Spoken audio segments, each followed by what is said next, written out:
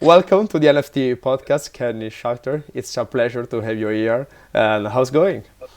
Everything is a bit overwhelming right now. Awesome. So it means that you've got a lot of stuff to do into this NFT world. So, Kenny, Yeah. as I will tell you before, like we met once in Florence, and I would like to keep this conversation as the succession of what we had in Florence. So I would like for you just to explain to our people here what are you doing? Who are you? What are you doing into this NFT world? Because you showed me an amazing story when we met the first time, and then I want to keep building on this. So, how you are contributing to the NFT economy, to the metaverse from your side, and what's your why and what's your mission? And I really want you to feel free to build on it, however you want. How much time do you have? Days, if you want. It's going to take days. I'll try to make it very quick. No, no, no, So, not so I, necessary. Like keep it how you want. okay. So from the beginning, I was I only knew what I didn't want to do growing up professionally. So I hated school. I did terribly in school. I was always getting in trouble. I was always getting punished by my family for not performing. And nobody ever encouraged me as a child. My mother passed away when I was very young, and my father just wasn't terribly supportive. So I'm not one of those kids whose family took them to museums and galleries. In fact, I never even knew art galleries existed until I was well into my 20s already. So what I did know is that I wanted to do something creative that I could make a living from entrepreneurially. I studied philosophy and political science in university, and there was no job for someone with a philosophy background other than teaching high school because I was an undergraduate, which I didn't want to do. And even if there was a job, I just didn't know. I didn't know what would satisfy me, or even what my interests were just not developed enough. So I went to law school with zero intention of being a lawyer. I just went to hide. I just went to hide from the marketplace, and then like I literally defined my career goals not according to what I wanted to do, because like I said, I had no idea. In fact, I have literally transformed continuously over the last 30 years, always changing, never doing the same thing. That's part of what I was certain of. I didn't want to have a routine. Like my dad did the same thing every day of his life, the same exercise, the same food, the same job. And it just really didn't appeal to me. Anyway, so I just cast around. I worked on the floor of the stock exchange. I worked in a law firm. I was a writer for the legal profession. And I ended up even in the fashion business, because for me, that was the only option if you wanted to do something uh, with self-expression at heart. And that was terrible. I was traveling around the East Coast of America with these giant suitcases selling ties. I had gone around to all these businesses and just handed out my resume and got one job. Anyway, and then I stumbled into Sotheby's procrastinating between jobs, and there was an Andy Warhol estate sale. And I had gone to museums while I was in university and saw the work of Andy Warhol and Cy Twombly and Jean-Michel Basquiat. And I just so naively thought that an artist made a painting and then it went to a museum. And I thought that was the end of the equation. And that was the only role of artists and art, which was to populate a museum, I guess. Anyway, so when I went to Sotheby's expecting a bunch of Warhols, which I had no interest in the same way when I first saw CryptoPunks, I thought it was the stupidest thing I've ever seen in my life. Now it's $1 billion business. But in the same way, like, people don't understand. Art is not about seeing a pretty picture and falling in love with it or liking it or even disliking it. But art is a provocation to your brain. It's really a philosophical thought embodied in some material object. Not necessarily an object, because NFTs don't have necessarily a physical presence. But anyway, I was always interested in what was happening politically, socially, psychological relationships in my own existence, really, and also technology. So I was never a person, like you often hear stories of people like, oh, my child took apart a radio when she was young and then put it back together. Well, I was always the one taking things apart and never losing interest and never putting them back together. I didn't have the patience, and I still don't. So I was never someone who could program a computer, but early on, when I was in law school, I realized computers were going to have a profound impact on not just the way we act, but the way we think and the way we live. So I got a big IBM desktop computer. There was no such thing as laptops at the time. Sound like an old grandpa saying, I remember when a hamburger was 5 cents. But anyway, I got this big old IBM computer with a floppy disk. And then I just taught myself to type, which I think is the most important thing that you could learn on a computer, is how to use the keyboard and express yourself quickly. So I took all my notes, 1,000 pages of notes to study for the bar exam, the exam after law school, and I taught myself how to type. I never knew how to program the computer. I really didn't know how to make the computer do much, but just like NFTs, when I first heard of NFTs over a year ago, as somebody, back to the art, once I found out that you could buy and sell art, I freaked out, went to a bank and tried to borrow. I saw an ad in the newspaper for an exhibition with Cy Twombly, an American artist who lived in Italy his whole life, and also 2 German artists, Joseph Beuys and Sigmar Polke. And I went to the gallery and I absolutely was swept off my feet and fell hard in love with this art. I could not believe that you can give money and exchange it and have the art and take it into your house. It was flabbergasting to me. So I went to, if that's even a word. Then I went to a bank and I said, can I have $10,000, please? And they looked at me like I was a lunatic. They were about to call the police. They said no. And I went back, and I had passed the exam to be a lawyer, took a part-time job. And I went to my law firm. They called the bank. I got the money. And I immediately started not just collecting art, but realizing that I could actually make a living doing something that is ultimately so childlike. I love art because I had a shitty childhood. And living in the world of art is a fantasy where every day is different. There's humor for me, there's engagement, there's using your hands, using your mind, and it's just fun.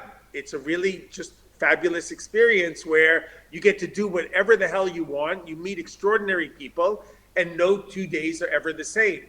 So I immediately, just like when I heard those 3 magical, mystical, maddening letters, NFT, I immediately knew that was going to be something tremendous with a great impact in the traditional art world, even though no one in the fine art world knew what an NFT was, even last September. So anyway, I began to not just buy art and sell it primarily to other dealers, because I'm not a salesperson. I always say I can't sell crack to a crackhead.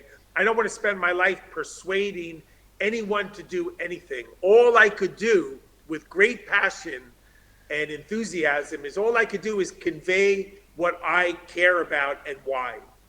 So art immediately gave meaning to my life because it was entrepreneurial, it was a business, but it was way, way, way beyond the business. It's almost like art is altruistic, meaning it's to help other people. It's about information, it's about a community, it's about teaching, and it's about learning. So anyway, like after I discovered the fine art world, the galleries and museums as something beyond just passively spectating, I immediately began to ingratiate myself in art and taught myself everything you can learn about art history. And I think a big mistake of people in the traditional art world today is that when I would make computer prints on vinyl, really large computer prints, and paint on them, or get someone to paint for me because I can't paint for shit. Or I would make computer animations, and again, I would get someone to help me with the tech. So I'm very good at visualizing ideas, and I see them materialize in my mind, but I can't really, technically, I never trained as an artist. So I write relatively okay, or well, I should say. I don't want to pat myself on the back, but I mean, when I write, I don't speak into a phone, or I write with my mind and my fingertips. And when it comes to art, my mind draws a picture and then someone else helps me finish it because I can't. Anyways, but so I would employ digital means in my own artwork back in the early 1990s, before most of you little creeps were born. It's a very stupid misconception to think that technology is for kids, or only kids could understand Web3 and NFT and digital art, because that's just complete bullshit. Anyone could do it. I work with artists that are well into their 60s that have developed their own body of NFT art. So I always made art, but no one in the art world ever took me seriously. So I ended up teaching art back 30 years ago, and I've never stopped teaching. And I teach to inspire people, number one, and there's only one other number two, and that's to learn. So if I have to teach you something, I better know what the hell I'm talking about.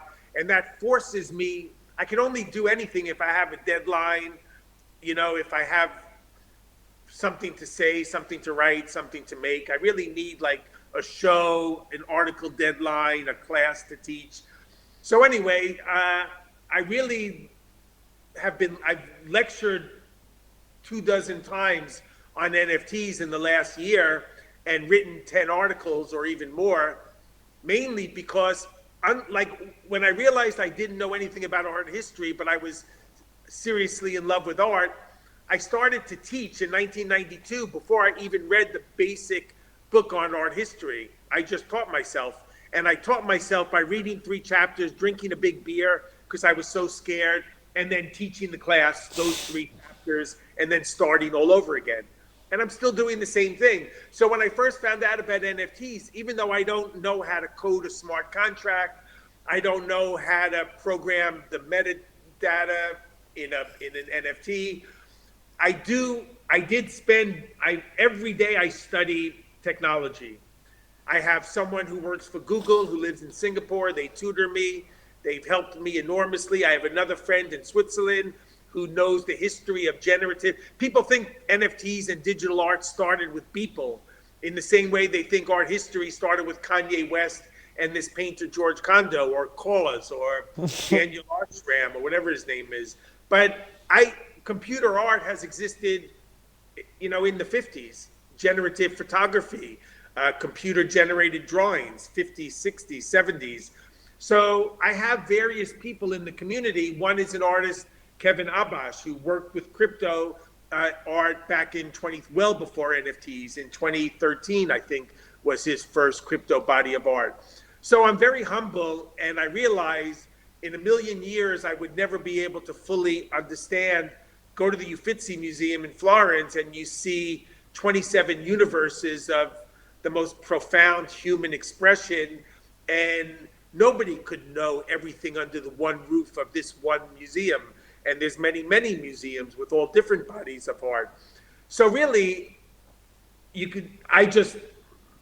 that's pretty much the story. Like, I loved the fact in the art world, even though I've been in what you would call the traditional fine art world for 3 decades, the art world, it took me 15 years to be taken seriously as a writer. I've written books for MIT, I've taught classes at Yale.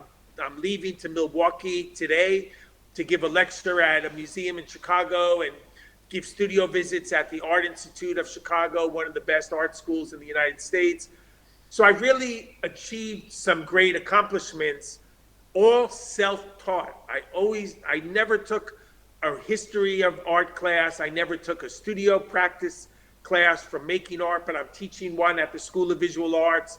I've been teaching a seminar in art world practices at the University of Zurich, where I'm a professor for 10 years. And all of it is just because I'm crazy passionate about what I do. And the best education is someone who has the desire and the appetite to learn. And I always am,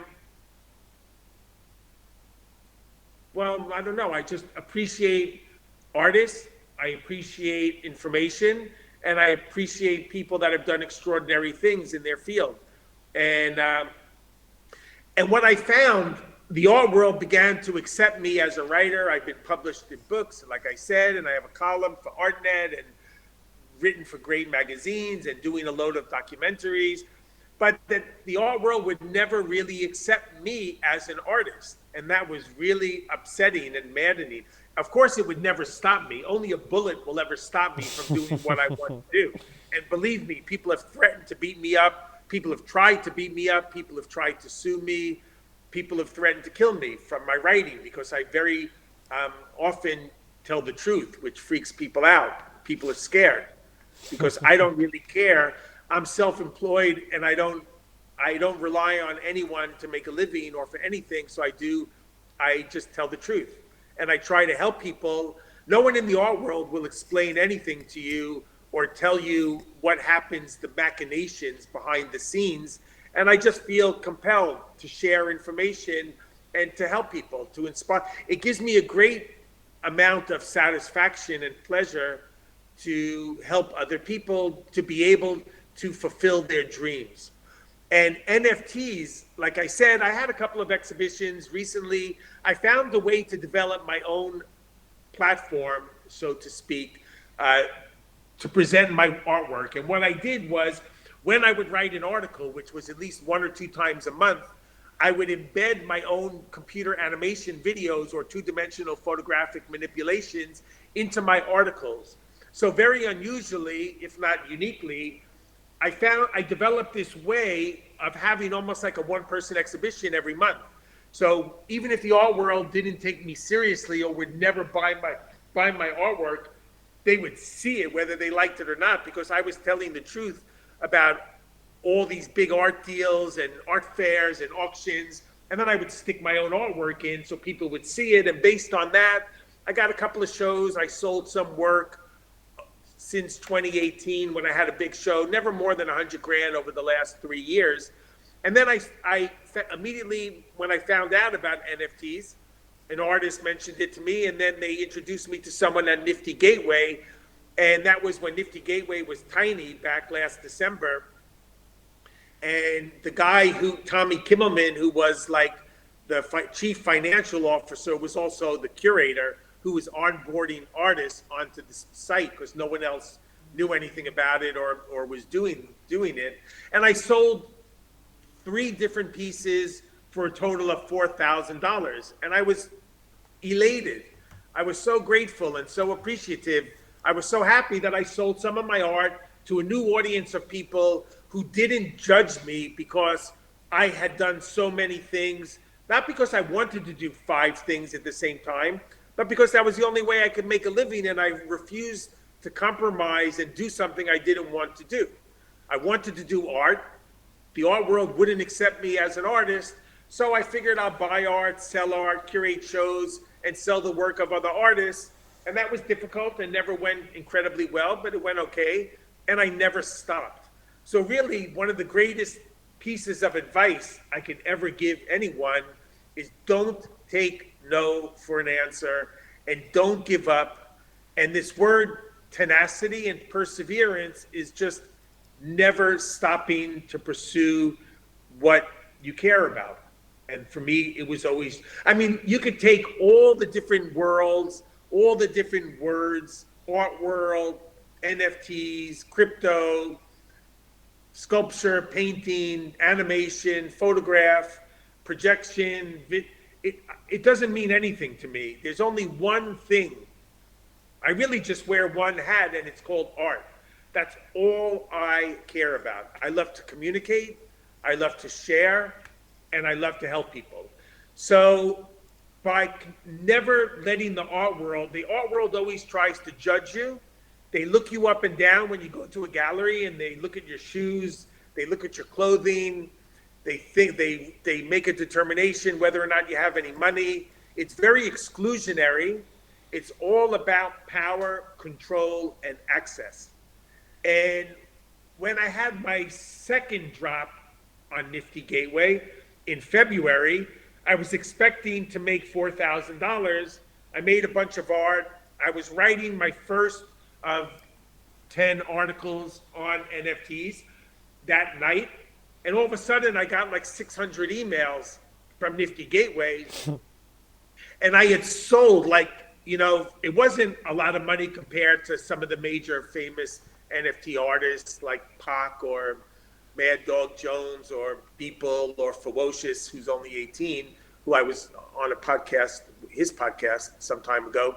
But I made more money than I ever could have dreamt of. And for the first time in my life, well into my 50s, something miraculous happened. I was able to make a living and pay my rent from my artwork. And I just never in a billion years, I just didn't think that would ever happen in my lifetime. I just didn't. And then, so then the market crashed for NFTs 2 months later. So for the third drop on Nifty Gateway I sold 25,000.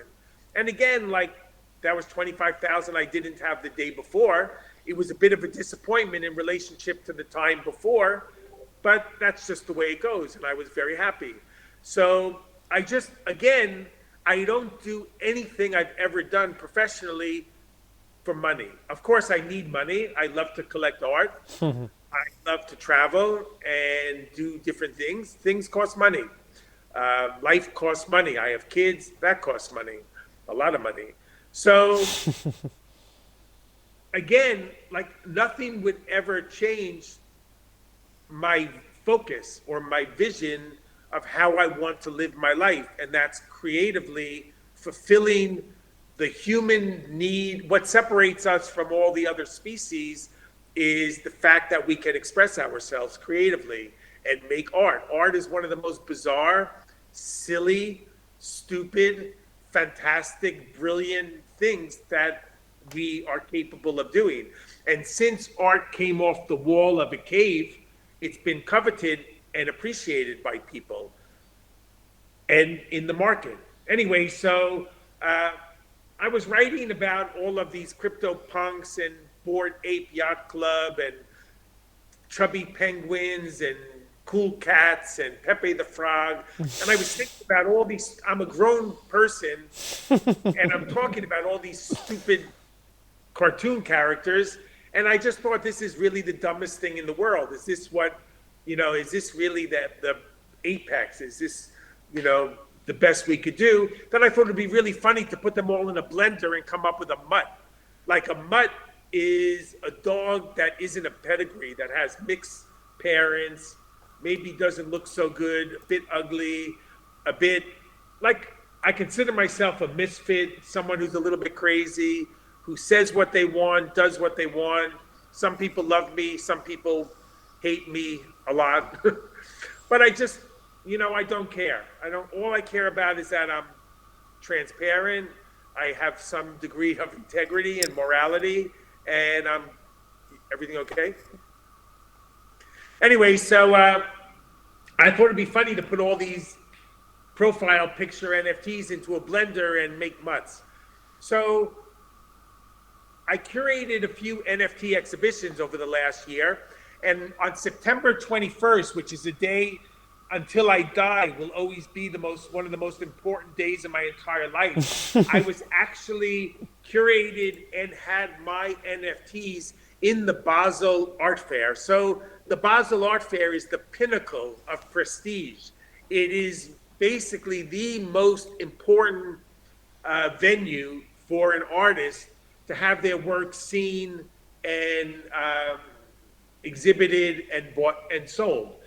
It is a gathering of the world's greatest patrons of the art, museums, collectors, journalists, spectators. So on September 20, I was able through NFTs to weasel my way into the Basel Art Fair. And that should have been the highlight of my entire creative life. But instead of going to the opening on that morning, I was spending 4 hours in front of my computer working with the developer on executing a smart contract for my series of 10,000 NFTs called Crypto Mutts, which was a bit of a joke, a bit of a satire.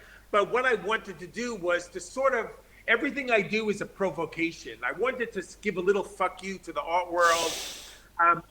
If you want to read my writing about the art world, you have to pay $360 to ArtNet every year. And that really annoyed me because they just started that less than a year ago. And I think writing, I want anyone who wants to read my writing to be able to access it for free. So even though I like to make a living, I have a very democratic, non-hierarchical way of thinking and expressing myself, which is, I never say no. I'm going to Milwaukee to give a lecture, to Chicago to give studio visits.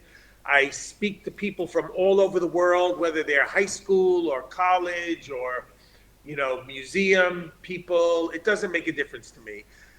I feel it's my obligation. I've learned so much, and a lot of it over the past year alone.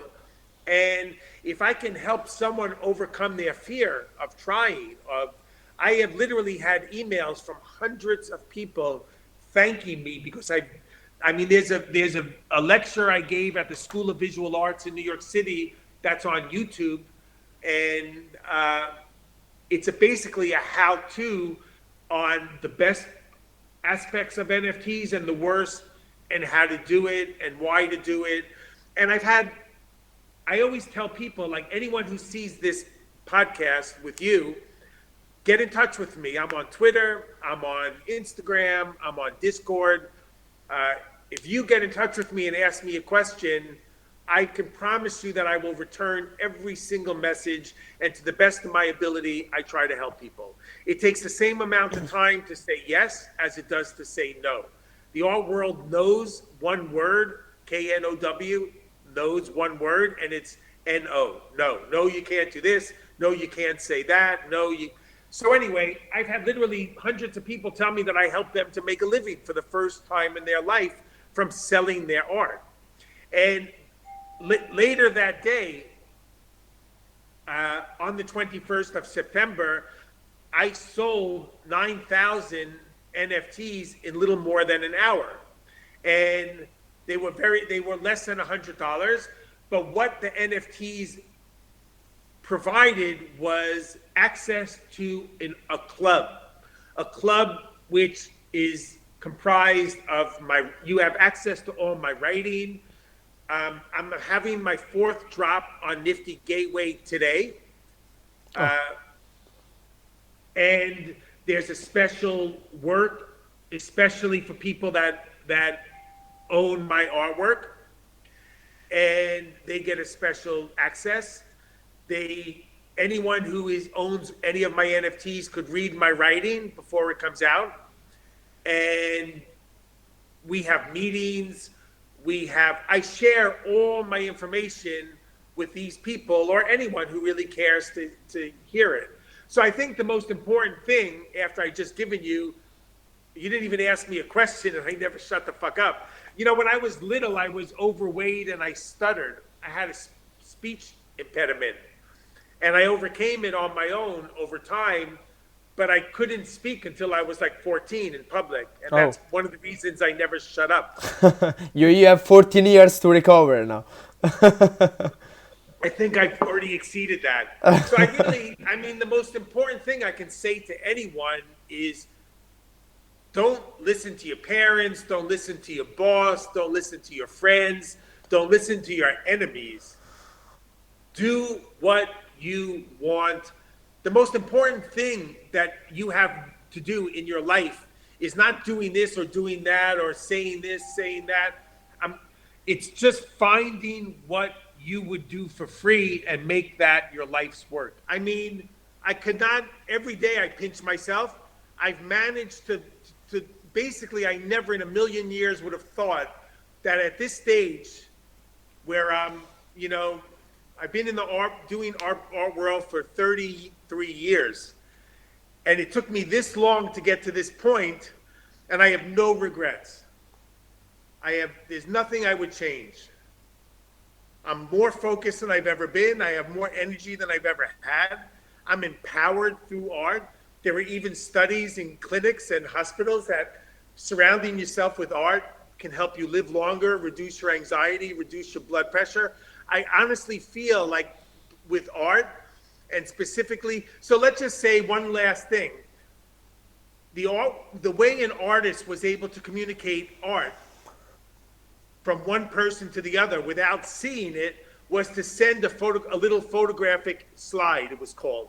It's a transparency. It's not a photograph. You hold it up to the light and then you see an image. And you had to send that in the mail.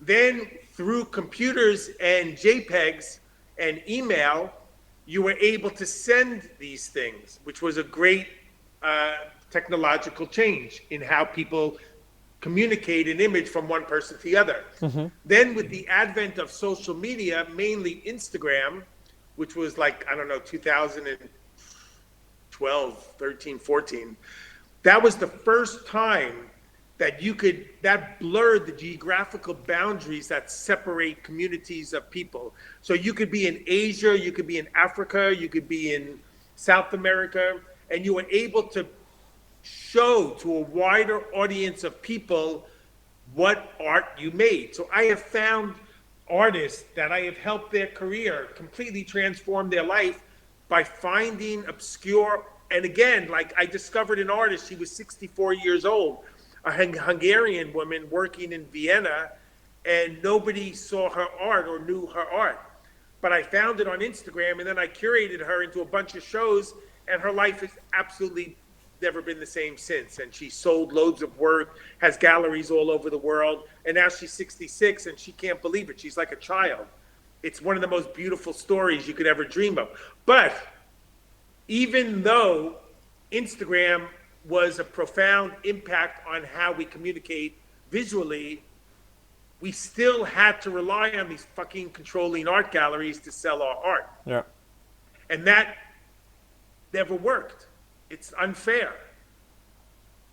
There's no opportunities. If, like 15 years ago, if you came up to me, how do I start a career in art? I would say, do a group show in an empty storefront, do it yourself, and then maybe you'll find a gallery that likes your work. But NFTs are the missing ingredient to humanity's desire for self-reliance. So social media helps you expose yourself. And now, for the first time ever, in a million years, you are now, as an artist, look, I'm not going to say it's easy. I'm not going to say you don't have to work your ass off and hustle. And you can't just mint an NFT and expect to sell it or expect to get on Nifty Gateway. There are a lot of gatekeepers and there's still control gates. But for the first time in history, there is a marketplace open 24/7 with no barriers to entry except for gas. And if you use Tezos, there's ways to get the gas down to nothing. If you go to Hikanunk, which is a platform to sell NFTs, and Ethereum is being developed further where there'll be potentially no gas.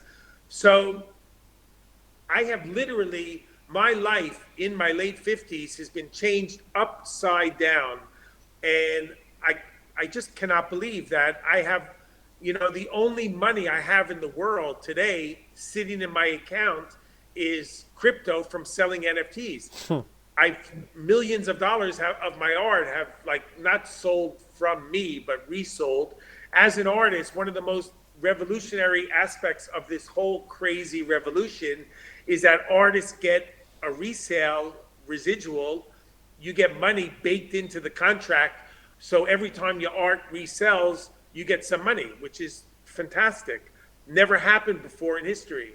So, people in the art world have resisted NFTs a lot in the beginning. I have a whole new set of people trying to beat me up and hate me because I become the evangelist for NFTs because it's been so transformative and enabling in my life and many others that I've helped. So I think people get scared. people are scared of change. People are fearful if there's something they don't immediately understand, or something that could disrupt or change their lives, or have an impact or an effect on how they live or do business, or, so the first kind of human defense mechanism is to push back and reject something if it's unfamiliar. So I'm like a little stupid child, but I love children and animals because they have such a fresh, children say whatever is on their mind, and they're not trained in what not to do. And I don't care. All I care about is art and my kids. And that's the only things of importance in my life. So I never was scared about NFTs. I just figured if I'm going to like when I realized I wanted to do art for a living, I studied art and became an art teacher. When I realized that NFTs could be something profound in my life, I spent the last year reading everything I could read, speaking to anyone that would speak to me and share information with me the way that I do with other people. And what I always say, and this is the last thing that I'll say, is that NFTs are nothing. NFTs are nothing. They're just stupid little smart contracts embedded into a Ethereum cryptocurrency token. They're nothing. What is the most incredible change I've experienced in my entire life is NFTism, which is like a name that I coined. And that is the community of people, meeting people like you, meeting people from all over the world that have embraced me, accepted my art, bought my art, or even more importantly, taken the time out of their lives to help me for no reason. They don't want anything from me. They like what I do. They like how I think. So they've done what I've done. No one has ever really done in the fine art world for me what I do to other people, which is just, take a large chunk of my time and dedicate it to other people with expecting nothing in return except for goodwill and some karma tokens. So, a new way of and that's what, for me, what gets me so excited is that I have been embraced to some extent. I mean, I'm not making millions and millions, but I've done better than I could have ever dreamt. This community of people that support each other and have that level of excitement and curiosity and enthusiasm that a kid has, that I have. And that's what we share. And so I would never tell an artist today, go find a gallery I would tell them, you have to create your destiny.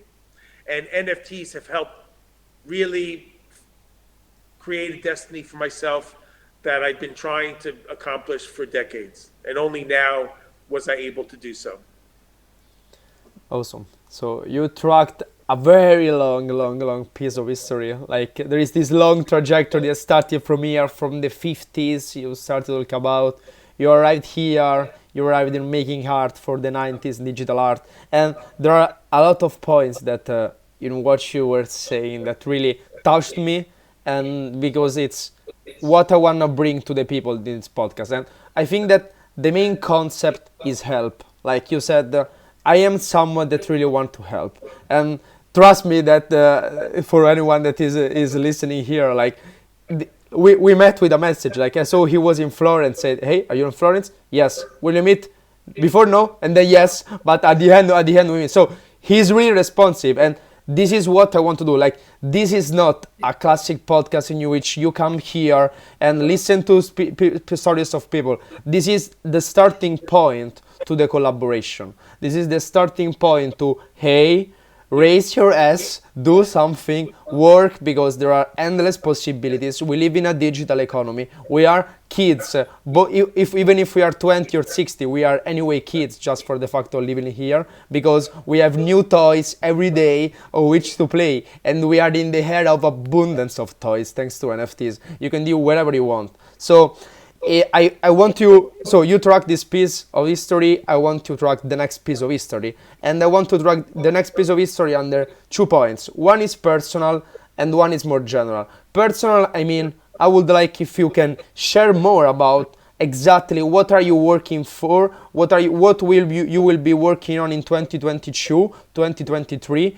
and what do you need, and which kind of help do you need also, not just who you can help, because this is what I really want you to. I really want that some people that maybe are here can really contribute to this, because it's rare to find people that to hold this stuff together. So we need mutual help and be helped.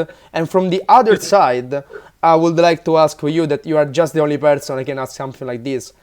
You arrived in the art world as an outsider, so this will be more normal over the next 50 years, like how the art world is changing now. Tech and digital enter the art world, but how the art world is gonna change over the 50 year? Like it will be the same that we have now, just with NFTs, or what's your idea on this? Just feel free to talk for all about these 2 points. So personal Okay. and general. Because I'm traveling today, I don't have a load of more time. Okay. But those are great questions. Thank you. The one funny thing is, like, you contacted me and I was in Florence and I was in the middle of writing an article. I was on a deadline. I was exhausted. And you contacted me and I said, no. Who are you? Who are you? What are you? You're like, I'm a kid. I'm 12 years old and I just want to meet you. I'm 40 minutes away. And I said no, but then you called me back and you said, come on, please. And I thought, okay, you were going to travel all the way from Rome to meet me, and you didn't take no for an answer. And then that struck me. Sorry, I thought, you couldn't, know yeah. what? I said, if you care enough to make an effort like that, the least I could do is reciprocate. And here we are, still you're taking up more of my time when I'm traveling. Trying to do my best. Well, look, that's the most important ingredient of human behavior right there. I said no, and you said no to my no. And then now we have a relationship, and we'll probably be stuck with each other for the rest of our lives. Oh yes. I'll die before you. But anyway, so what I'm working on now is I have a bunch of new NFT ideas that I'm releasing. This is incredible. For the next 3 months, I have a year's worth of work. I have 5 lectures in the next 2 weeks. I'm lecturing at NFT NYC, the biggest NFT conference in the world. Oh yeah, I know. I'm going to be in the Basel Art Fair in Miami, and I'm doing in Basel, Switzerland. I did a little tiny part of a booth, and now it went so well, and the gallery was so happy. This conceptual traditional gallery in Berlin, they're now opening an NFT gallery, and I'm going to have a one-person show as the first show that they've ever done, and that's in January. And in between, so I have the Miami Fair in December. I have an auction at Sotheby's. Every year at Sotheby's, I sell some of the crap from my very crappy art collection because I have so much shit that I've accumulated over so long. So that helps me make a living. And I made a joke. It's called The Hoarder. And then in November, I'm in the Cologne Art Fair with my paintings and NFTs. I can't paint. I get my paintings made in China. And I'll do some other video NFT work. And then I have a show in Athens, Greece, where I'm going to do photographs and videos based on my crypto Mutt NFTs. And in the future, what I forecast are, right now, you can see your NFTs on a phone, on a computer, and on a television if you put them on a stick and stick them in a TV. But I think what the future will hold, I've now done an NFT physical exhibition in Cologne, Germany. I did another one for a platform called Institute in London, where there was a line around the block to get in. And they were, what people don't understand, and people are like, one of the ways narrow-minded idiots dismiss NFTs is that they say you can only see it on your phone or on your computer. So what? If you have a video work from 1960 or Bill Viola is one of the world's most, successful video artists. If you buy a Bill Viola video, you have a flat screen TV you watch it on. So what's the difference? But I think in the future, well, number one, I was very, very close with this incredible Iraqi architect called Zaha Hadid.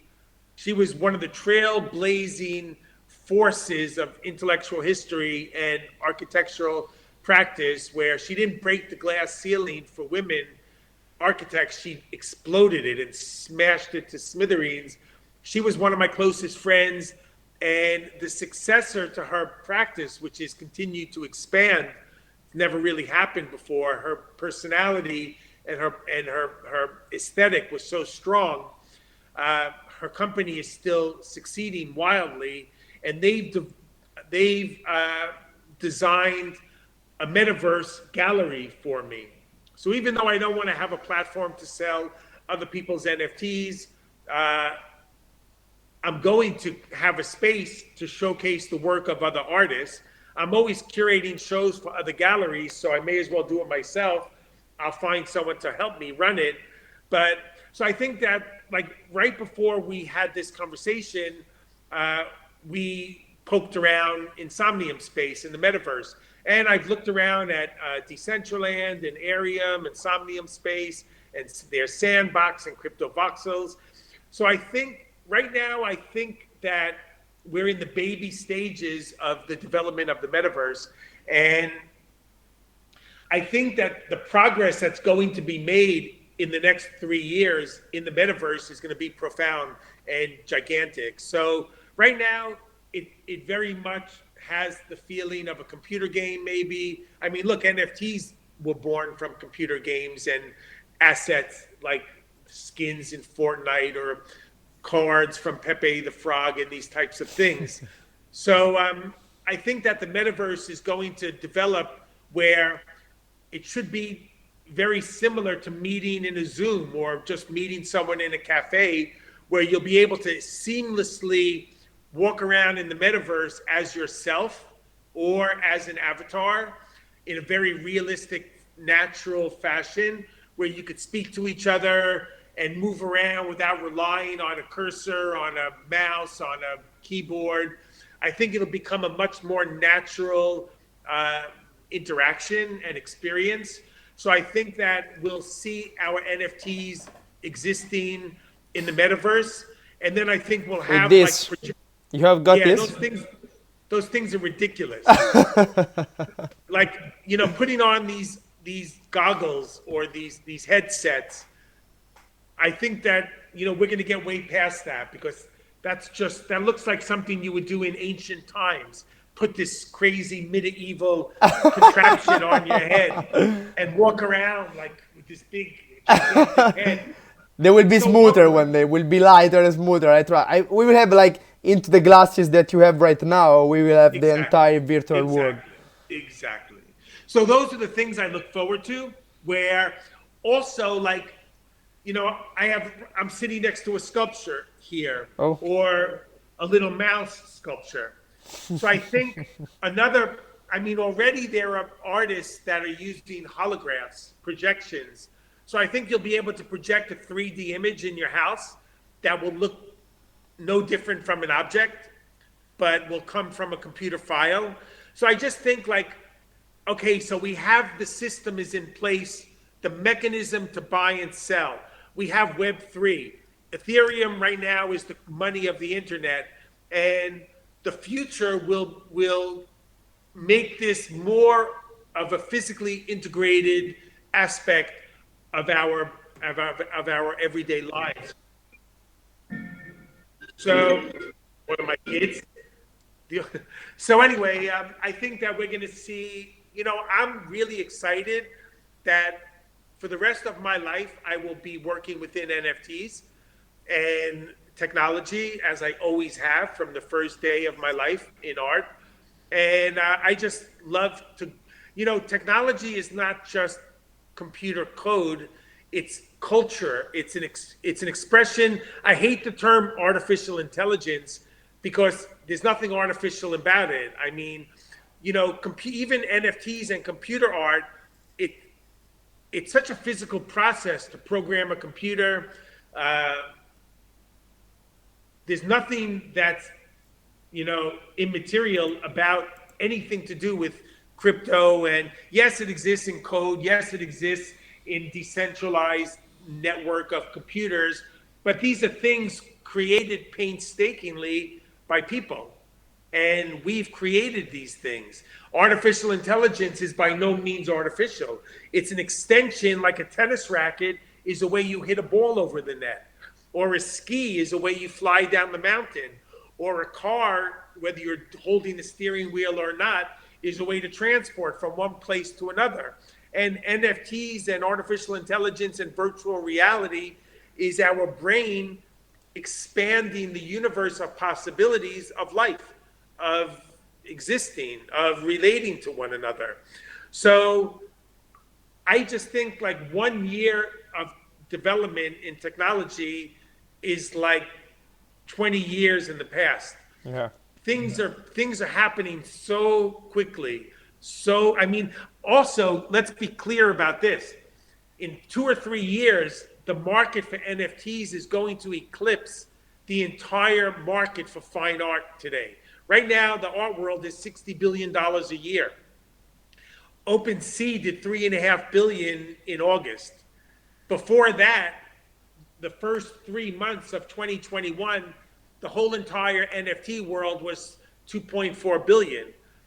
Now it's accelerating at like the speed of smashing atoms in, or Einstein's special theory of relativity. The whole definition of existence is changing before our eyes. And computers and technology, the internet and crypto is really fundamentally unsettling the status quo of our everyday basic fundamental lives. Banking, governmental control over our lives, galleries controlling our lives, who gets to buy, who gets to sell. That's bullshit. Look, pure democracy is chaos. If you look at Clubhouse, you see that giving everyone the microphone is a fucking disaster. At the same time, a more widely decentralized world where people are empowered to do what they want to do. And look, everyone is never going to succeed. There's always going to be a bell's curve of talent and integrity. And, to a certain extent, life is zero sum, meaning not everyone can succeed at the same time, but at least we have the tools at our fingertips to be able to progress our own interests way more than we ever before in history. And for that, I'm very grateful. Yeah, absolutely. And the very amazing part of what you're saying is that you are mixing technology, art, culture, any kind of work together. This is, I think, what NFTs enable, to make all the jobs together. I had one very big issue with university, and one of the reasons I dropped out. I said, I will never allow someone to call me for a philosopher, an economist, or something. I'm me.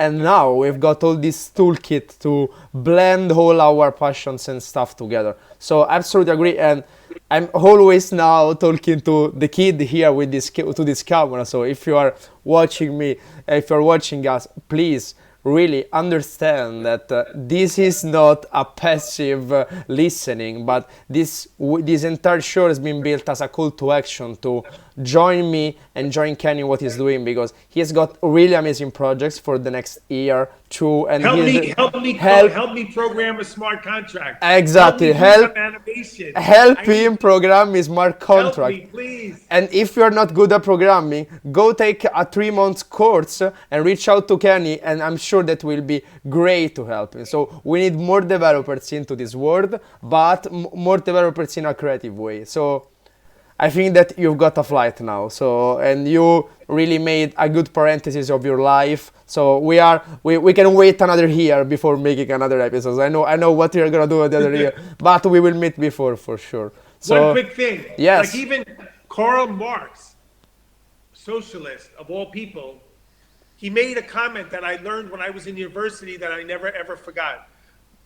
I'll say two things before I go.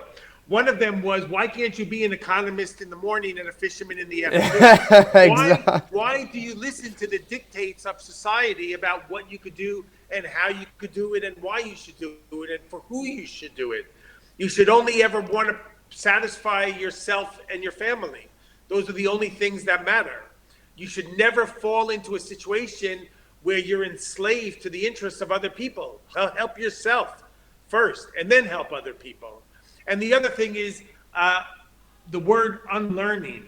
As important as it is to learn as much as you can. Oh, for sure. What's really important, I learned when I actually studied Islam when I was in university, and the professor said another thing. The only two things that ever stuck in my head in college was what I just said. And the other thing was, there were these farmers, agrarian culture in Afghanistan, and they never took a single school class in their entire life. And they memorized the Quran, 300 words of the Quran, 300 pages, every single word they memorized because their mind was fresh. Open yourself up to possibilities. Don't enclose yourself. Don't get scared. Don't let fear override or curtail your goals in life. Don't be scared. Just try it. I fail every single day. I make a fool of myself. Don't ever be scared to humiliate yourself or to stumble. You can't succeed without failure. Failure is as important as the great accomplishments that you make. I always think that I never succeed. I arrive at this point in which I never succeed. It's always a failure, but there are just big failure and small failure. And I love this because it's never completed. Like everything I do, I said, okay, but no, this was missing. Maybe next time I can do better. Like, I'm not so obsessed. Like, I keep doing, of course. This doesn't stop me, but it's like failure is the only thing right now, and I really love it. So, all right, thank you for citations and your words, Kenny, and see you soon. Enjoy your trip today. Thank you.